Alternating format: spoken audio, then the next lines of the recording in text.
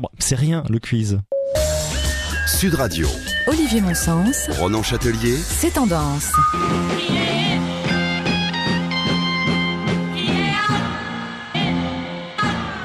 Le quiz inéant à l'issue de celui-ci, notre invité Gauthier Tout-le-Monde, rédacteur en chef de Timbre Mac, va-t-il voir son visage honorer un timbre de Bora Bora, ou Bora Bora va-t-il plutôt lui choisir Nicolas Sarkozy qui va bien devoir trouver quelque chose pour se retrouver sur un timbre? On le saura d'ici quelques instants à l'issue des résultats de ce quiz, Et lui, Renan. qui est l'auteur de Les secrets de la philatélie, édité chez Calman Lévy? Eh ben là, c'est une jolie colle, j'en sais rien du tout. Adrien Aron. Ah.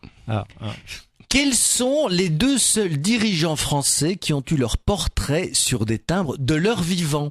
Napoléon III et Pétain.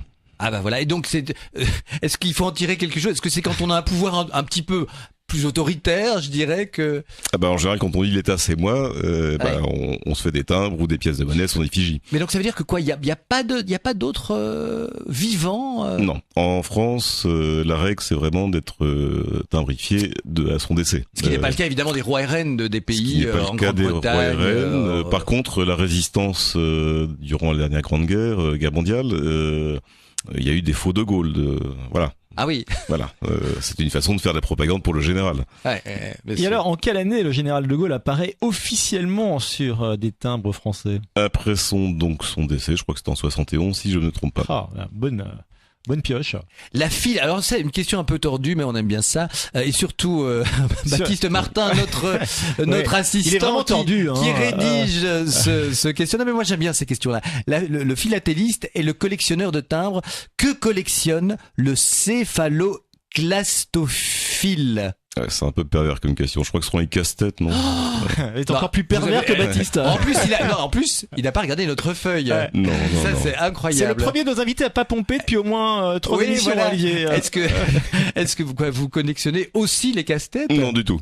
Mais vous, en fait, vous avez un petit lexique avec toutes les collectionnites, quoi. Parce que vous dites, tiens, un jour, je vais faire un magazine sur les collectionneurs de casse-têtes. Oui, enfin, c'est un nom que j'avais déjà entendu, donc pourquoi pas, oui. Et qui fut le graveur du premier timbre français? Barre. Jacques Jean Barre. Le 11 septembre 1848, il est chargé de graver, effectivement, dans ce fameux Cérès noir, c'est ça? Oui, absolument. Bah écoutez, en tout cas, je pense que vous avez remporté haut la main. Ouais. Donc vous retrouverez sur le timbre de Bora Bora. Est-ce qu'il y a des régions dans le monde, enfin des pays, dont les timbres sont les plus recherchés? Est-ce qu'il y a vraiment, on sent, voilà, là c'est un territoire qui est plus cher, qui est plus prisé, Tous les territoires qui sont isolés, qui ont émis des timbres de façon assez confidentielle, ou de pays qui n'existent plus, il y en a plein, c'est ceux-là qui sont recherchés prioritairement. les petits territoires. Des petits territoires, oui, ou des territoires qui ont émis peu de timbres, et ça excite beaucoup les collectionneurs. Et les colonies françaises et autres ont permis de développer beaucoup de timbres, non? Que serait la collection de timbres sans les colonies, j'ai l'impression? Alors, c'est-à-dire que les timbres de cette époque-là étaient très bien faits, gravés, etc. Donc, à l'époque, il n'y avait pas d'Internet, il n'y avait pas beaucoup de bouquins. C'était Donc, pour faire rêver sur le grand voyage des colonies, c'est ça? Voilà, c'est ce que m'ont dit pas mal de collectionneurs, c'est que ça les a fait rêver, et c'est grâce aux timbres des anciennes colonies qu'ils se sont mis à la collection.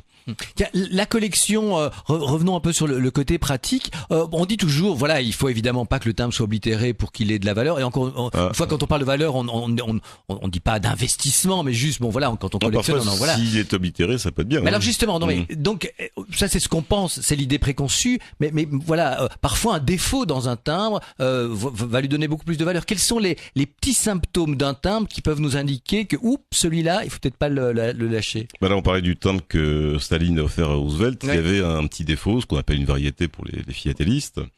Eh bien, ces 4 timbres qui valent pas grand-chose. À cause de ce défaut, ces 4 timbres valent 600 000 euros. Ah oui. Ah oui. Ouais. 600 000 euros à défaut, Ouais, ça va, donne ouais. envie d'avoir des